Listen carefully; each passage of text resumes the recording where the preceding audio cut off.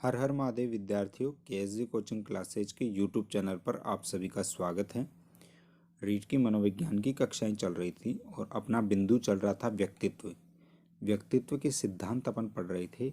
इससे पहले की जो कक्षा है उसके अंदर अपन ने व्यक्तित्व के सिद्धांतों की प्ररूप उपागम के बारे में पढ़ लिया था। प्ररूप उपागम को टाइप अप्रोच बोलते हैं। आज हम पढ़ेंगे ट्रेट्स अप्रोच, जिसको कहते हैं विशेषक उपागम। सबसे पहले देखते हैं विशेषक की परिभाषा। तो विशेषक या सील गुण क्या होता है? व्यवहार करने का स्थिर, सतत और विशिष्ट तरीके को सील गुण या विशेषक कहते हैं।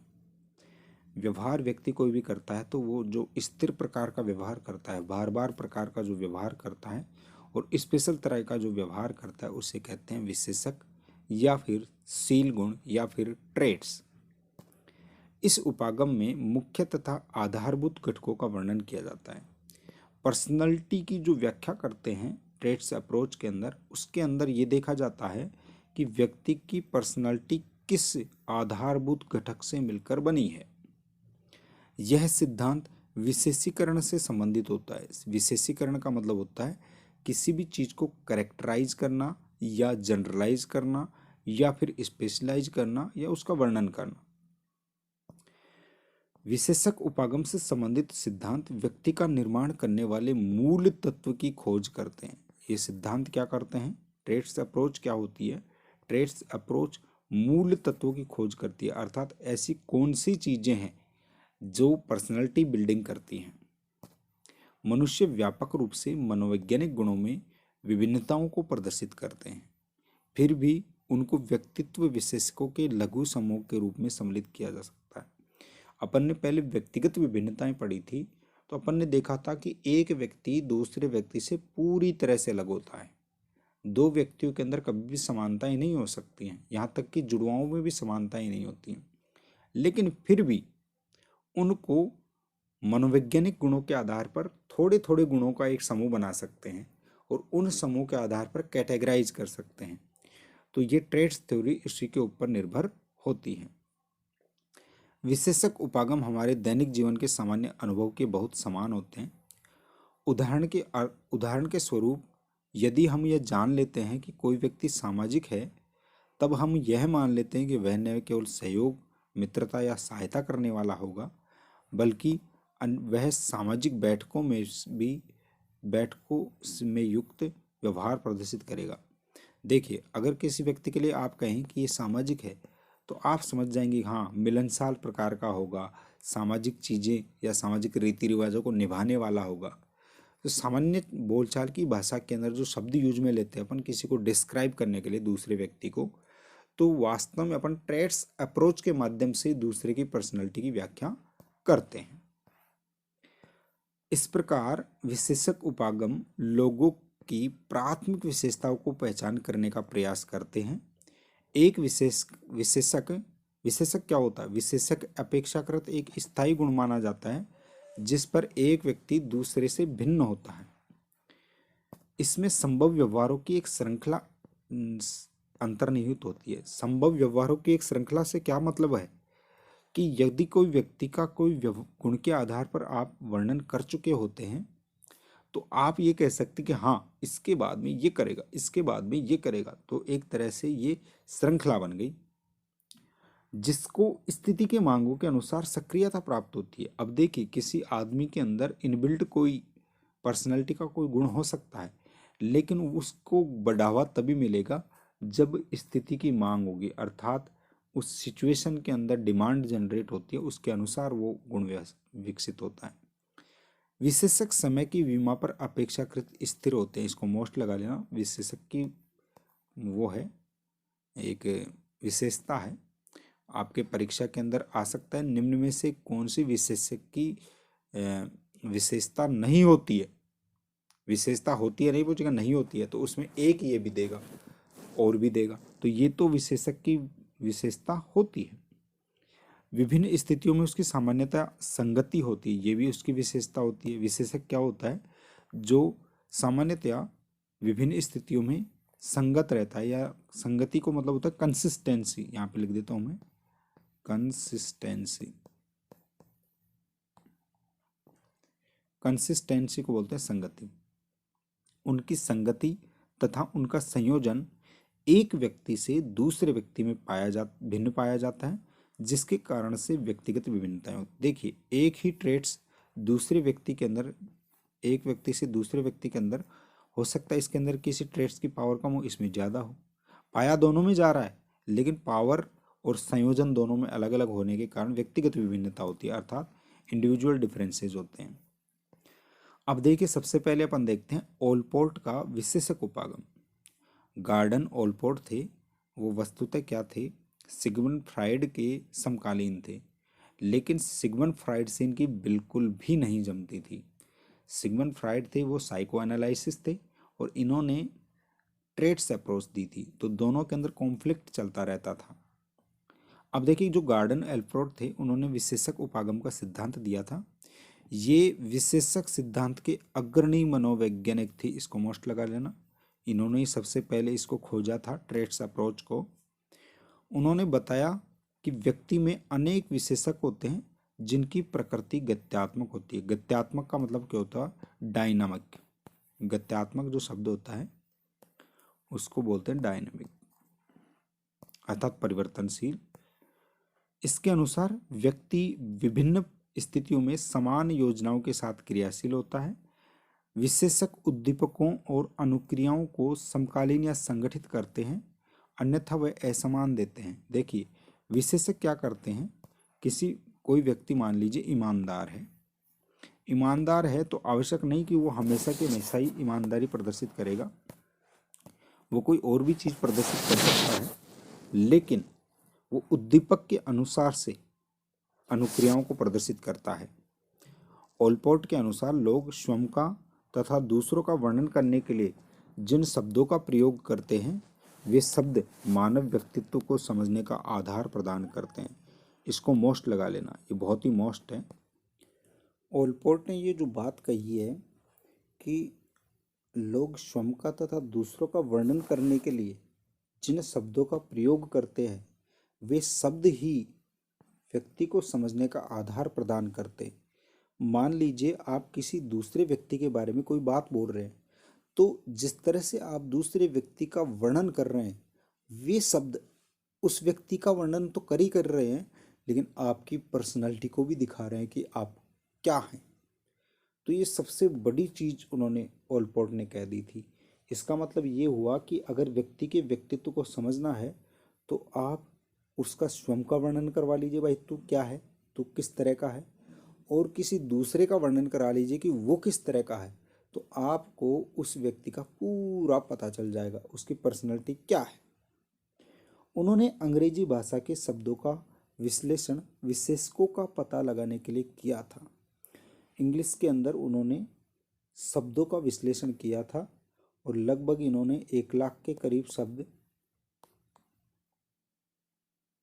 इन 1 लाख शब्दों का इन्होंने क्या किया, 80 से 1 लाख शब्दों का इन्होंने विश्लेषण किया। उसके बाद में इन्होंने 3 मुख्य विशेषकों का वर्ग बनाया, 3 क्लासेस उन्होंने क्लासिफाइड की। कौन कौन से, पहले होते हैं कार्डिनल ट्रेड्स, दूसरे होते हैं सेंट्रल ट्रेड्स और तीसरे होते हैं सेकेंडरी ट्रेड्स। प्रमुख विशेषक, केंद्रीय विशेषक और गौण विशेषक। इस तरह से इन्होंने 3 विशेषकों के अंदर या 3 कैटेगरियों के अंदर या 3 ट्रेड्स के अंदर ट्रेड्स को डिवाइड कर दिया। अब देखिए, कार्डिनल ट्रेड्स क्या होते हैं, प्रमुख या मुख्य ट्रेड्स होते हैं। ये वे विशेषक होते हैं जो व्यक्ति की अत्यंत सामान्यकृत प्रवृत्तियां होती हैं। जैसे मैं ये कहूँ कि वो तो राम की तरह का व्यक्ति है, तो राम जो व्यक्ति है मर्यादा पुरुषोत्तम कहते हैं, अर्थात पुरुषों के अंदर सर्वश्रेष्ठ जो व्यक्ति होता है। या मैं उसको कहूँ कि ये गांधी है, ये तो गांधी की तरह का व्यक्ति है। तो इस तरह की जो सामान्यकृत प्रवृत्तियां होती हैं उसे प्रमुख ट्रेड्स कहते हैं। यह उस लक्ष्य को इंगित करती है जिसके चतुर्दिक व्यक्ति का पूरा जीवन व्यतीत हो जाता है। वे लक्ष्य जिनके आसपास व्यक्ति का सारा जीवन व्यतीत होता है, उस लक्ष्य के कारण से व्यक्ति का जो व्यक्तित्व रिफ्लेक्ट होता है उसे प्रमुख विशेषक कहते हैं। महात्मा गांधी के अहिंसा और हिटलर के नाजीवाद इसके उदाहरण हैं। ये व्यक्ति के नाम के साथ इस प्रकार से जुड़ जाते हैं कि उनकी पहचान ही व्यक्ति के साथ हो जाती है। जैसे अहिंसा, अहिंसा शब्द का यूज करते ही आपको महात्मा गांधी याद आ जाते हैं। क्यों आ जाते हैं? क्योंकि उन्होंने जिंदगी के अंदर अपना जो लक्ष्य है वो परम लक्ष्य ही अहिंसा बना लिया था। तो जैसे ही गांधी का नाम आता है और अहिंसा की बात आ जाती है, तुरंत दिमाग के अंदर आ जाता है। तो उन्होंने कहा कि इस तरह के कुछ फैक्टर होते हैं जिनके आधार पर आप व्यक्तित्व का वर्णन कर सकते हैं। दूसरे आते हैं, वो आते हैं केंद्रीय विशेष के, जिसको सेंट्रल ट्रेट्स कहते हैं। प्रभाव में कम, अर्थात इनका प्रभाव किससे कम रहता है? प्रमुख विशेषकों से कम होता है, कार्डिनल से कम होता है सेंट्रल का। प्रभाव में कम व्यापक किंतु फिर भी सामान्यकृत प्रवृत्तियों को केंद्रीय विशेषक के रूप में जाना जाता है।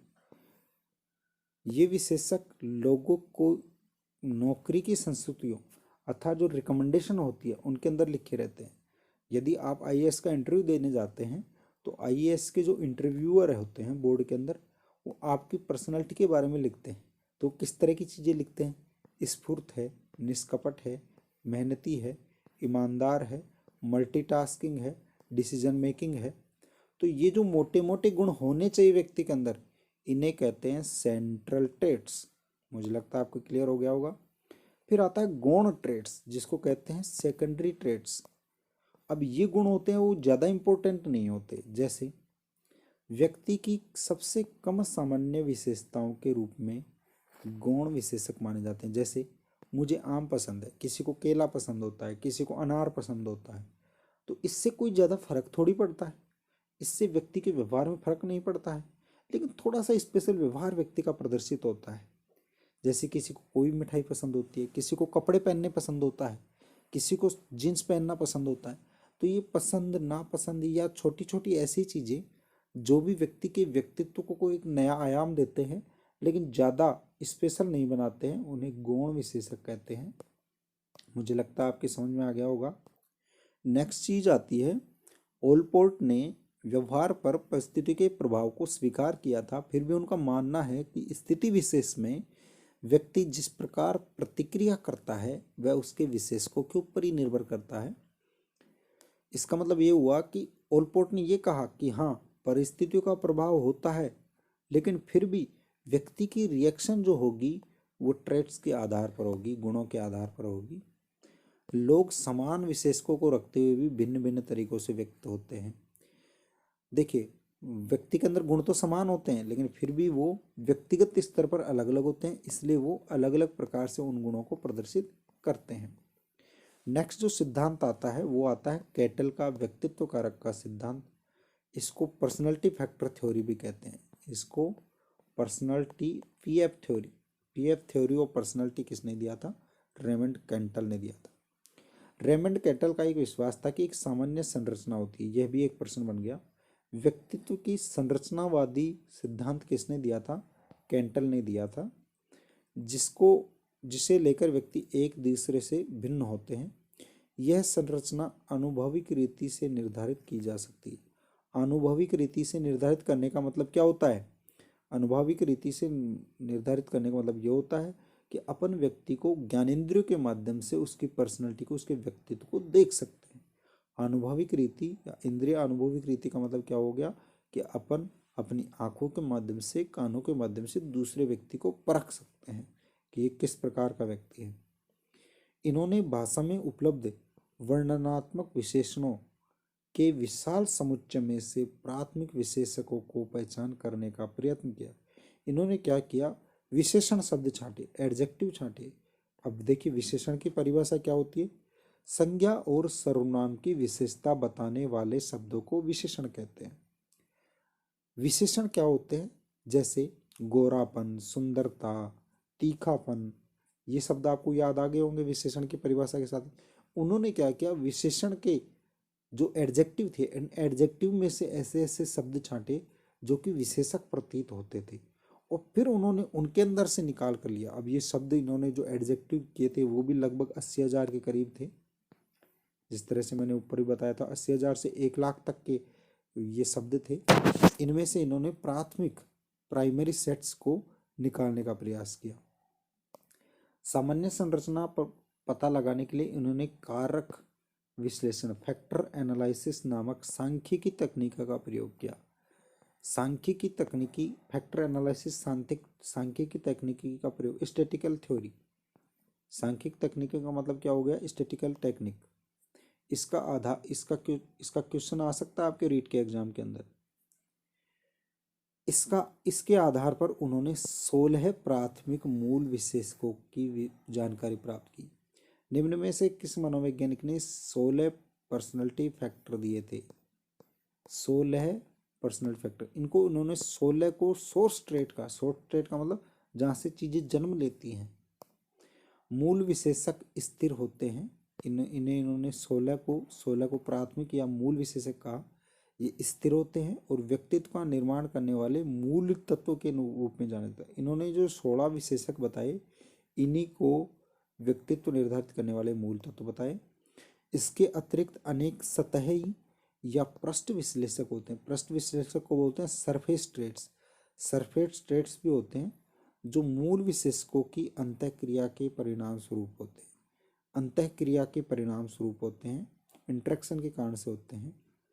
कैटल ने विपरीतार्थक और विलोम प्रवृत्तियों के बारे में बताया। इन्होंने बताया कि जैसे मान ली एक ए पर्सनालिटी का व्यक्ति है। इस ए पर्सनालिटी के व्यक्ति के अंदर पॉजिटिव होगा तो ये प्रकार का होगा, नेगेटिव होगा तो ये प्रकार का होगा, ए फैक्टर के आधार पर।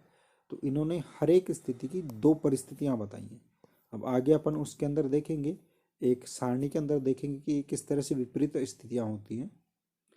इन्होंने व्यक्तित्व के मूल्यांकन के लिए एक परिणाम या परीक्षण विकसित किया जिसे 16 व्यक्तित्व कारक प्रश्नावली कहते हैं। इसको वेरी वेरी मोस्ट लगा लेना। 16 पर्सनालिटी फैक्टर क्वेश्चनरी।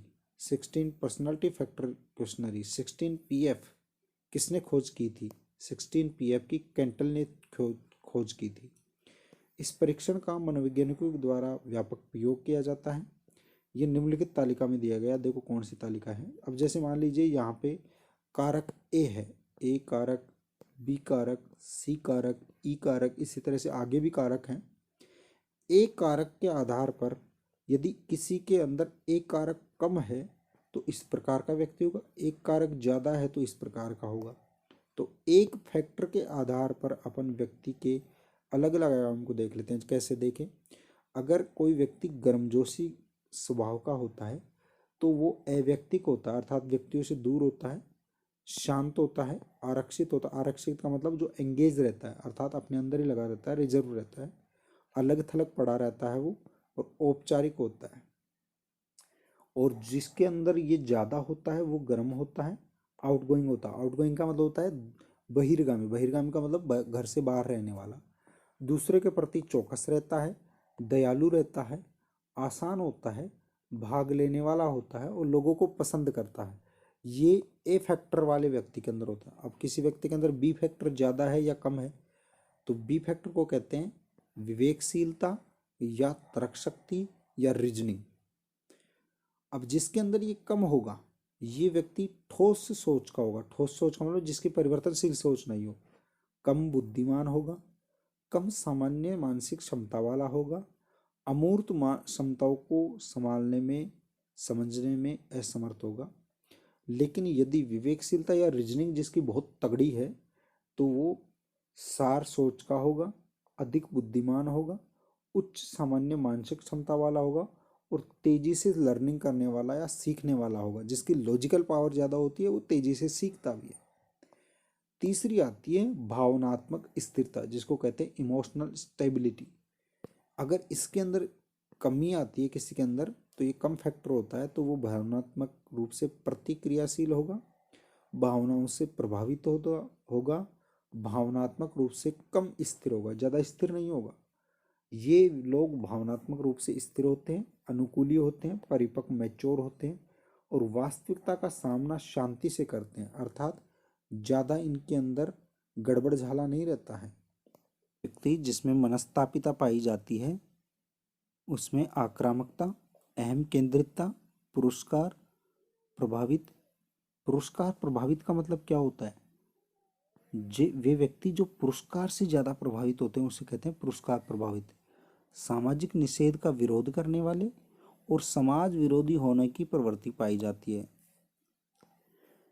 इसके विपरीत जो अंतर्मुखी प्रवृत्ति के व्यक्ति होते हैं ये दंड से प्रभावित होते हैं, ये पुरस्कार से प्रभावित होते हैं, ये दंड से प्रभावित होते हैं। इसको मोस्ट लगा लेना।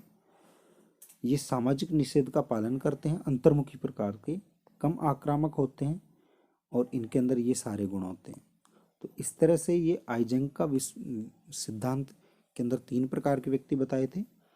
अब आता है सबसे मोस्ट टॉपिक आज की क्लास का, और वो है व्यक्तित्व का पंच कारक सिद्धांत, जिसको 5 फैक्टर मॉडल कहते हैं या 5 PF बोलते हैं, 5 पर्सनालिटी फैक्टर बोलते हैं। इसको वेरी वेरी मोस्ट लगा लेना। एक बार रीट में से क्वेश्चन भी आ गया इसका। ये क्वेश्चन इस तरह से आया था कि पंचकारक से व्यक्तित्व का पंचकारक मॉडल किसने दिया था, ये क्वेश्चन आया हुआ है। तो पॉल कोस्टा और रॉबर्ट मैंक्रे ने सभी संभावित व्यक्तित्व विशेषकों की जांच करके 5 कारकों के बारे में जानकारी दी। अब ये 5 कारक क्या होते हैं? वैसे तो शब्द इतने ज़्यादा हैं, ट्रेड्स इतने ज़्यादा हैं कि अपने को पता ही नहीं चल पाता कि किस ट्रेड्स की क्या वो होती है, लेकिन इन्होंने सारे ट्रेड्स का क्या किया, यूज करके एक 5 ट्रेड्स के अंदर डिवाइड कर दिया सारी चीज़ों को। इनको वृहत 5 फैक्टर, बिग 5 फैक्टर, वृहत 5 फैक्टर को क्या कहेंगे? बिग 5 पर्सनालिटी फैक्टर के नाम से जाना जाता है। ये कौन कौन से हैं? पहला है अनुभवों के लिए खुलापन, ओपननेस टू एक्सपीरियंस। दूसरा है अंतर्विवेकशीलता। तीसरा है बहिर्मुखता। चौथा है सहमतिशीलता और 5वां है तंत्रिकाता। इस तरह से इन्होंने 5 पर्सनालिटी फैक्टर बता दिए। इसे ओशियन मॉडल भी कहते हैं। कभी कभी ये पूछ लेता ओशियन मॉडल निम्न में से कौन सा व्यक्तित्व सिद्धांत है, तो ओशियन है, वो है आपका पंचकारक मॉडल। अब आइए देखते हैं एक एक पॉइंट को अपन देखते हैं कि अनुभवों के लिए खुलापन। जो व्यक्ति इस कारक में उच्च अंक प्राप्त करते हैं वे कल्पनाशील होते हैं। अनुभवों के लिए खुलापन मतलब ओपन माइंडेड हो वो व्यक्ति, उत्सुक होते हैं, नए विचारों के प्रति उदारता होते हैं और सांस्कृतिक क्रियाकलापों में रुचि लेते हैं, अर्थात नाच गाने या फिर सांस्कृतिक क्रियाकलाप या सामाजिक क्रियाकलाप होते हैं वो। इसके विपरीत कम अंक प्राप्त करने वाले व्यक्तियों में रिजिडता, अन्यता गलत दे दिया, यहाँ पे शब्द आएगा अनम्यता, यहाँ पे आप लिख लेना अनम्यता। अनम्यता को कहते हैं रिजिडनेस, अनम्यता। यहाँ पे लिख देता हूँ दोबारा से, क्वेश्चन यहीं से आएगा, अनम्यता। प्रश्न किस तरह से आएगा? अनुभवों के लिए खुलापन में यदि किसी बालक के अंदर कम अंक प्राप्त हो रहे हैं तो उसमें से निम्न में से क्या गुण ज़्यादा पाएगा, तो उसमें आ जाएगा अनम्यता, जिसको कहते हैं रिजिडनेस। दूसरा आता है अंतर्विवेकशीलता। इस कारक में उच्च अंक प्राप्त करने वाले व्यक्ति उपलब्धि उन्मुख, निर्भर, उत्तरदायित्व, दूरदर्शिता, कर्मठता और आत्मनियंत्रित होते हैं। इसमें कम अंक प्राप्त करने वाले लोगों के अंदर आवेग पाया जाता है। अंतर्विवेकशीलता मतलब दूसरे व्यक्ति को समझने की जो क्षमता होती है, बुद्धिमानी होती है, उसको कहते हैं। नेक्स्ट आता है बहिर्मुखता। यह उन लोगों में ज़्यादा पाई जाती है जिनमें सामाजिक सक्रियता, आग्रहशीलता, बहिर्गामी, बातूनीपन, ज़्यादा बात करने वाले और आमोद प्रमोद के प्रति क्या होती है, पसंदगी पाई जाती है, उन्हें बहिर्मुखता ज़्यादा होती है। इसके विपरीत यदि किसी के अंदर कम अंक प्राप्त होते हैं बहिर्मुखता के टॉपिक के ऊपर, तो शर्मीले और संकोची स्वभाव के होते हैं। नेक्स्ट आता है चौथा सहमतिशीलता। जैसे आपको पता ही चल रहा है शब्द से सहमति देना। यह कारक लोगों की उन विशेषताओं के बारे में बताता है जिसमें सहायता करने, सहयोग करने, मैत्रीपूर्ण व्यवहार करने, देखभाल करने और पोषण करने जैसी व्यवहार शामिल होते हैं। और जिनके अंदर ये कम पाया जाता है वे लोग आक्रामक और अहम केंद्रित होते हैं। 5वां और सबसे लास्ट फैक्टर आता है पर्सनैलिटी फैक्टर, उसको कहते हैं तंत्रिका ताप।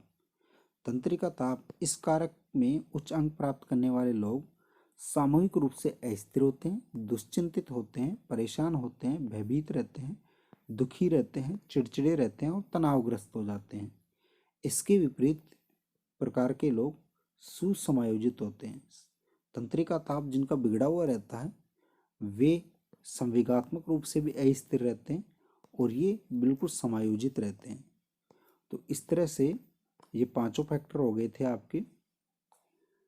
अब देखिए, विभिन्न संस्कृतियों एवं भाषाओं में उपलब्ध व्यक्तित्व विशेषकों का विश्लेषण में यह मॉडल संगत है। प्रश्न आ सकता है, निम्न में से कौन सा व्यक्तित्व का सिद्धांत संस्कृतियों एवं भाषाओं के ऊपर निर्भर नहीं करता है? तो वो आ जाएगा पंचकारक मॉडल। या विभिन्न भाषाओं के लिए समान रूप से उपयोगी है, कौन सा है? पंचकारक मॉडल। विभिन्न विधियों में किए गए व्यक्तित्व के अध्ययन भी इस मॉडल का समर्थन करते हैं। अलग अलग मॉडल, अलग अलग विधियों के माध्यम से व्यक्तित्व का अध्ययन कर लिया और ये पंचकारक मॉडल से अध्ययन कर लिया, तो दोनों के अंदर सेम रिजल्ट आए। तो ये बहुत ही अच्छा सिद्धांत है।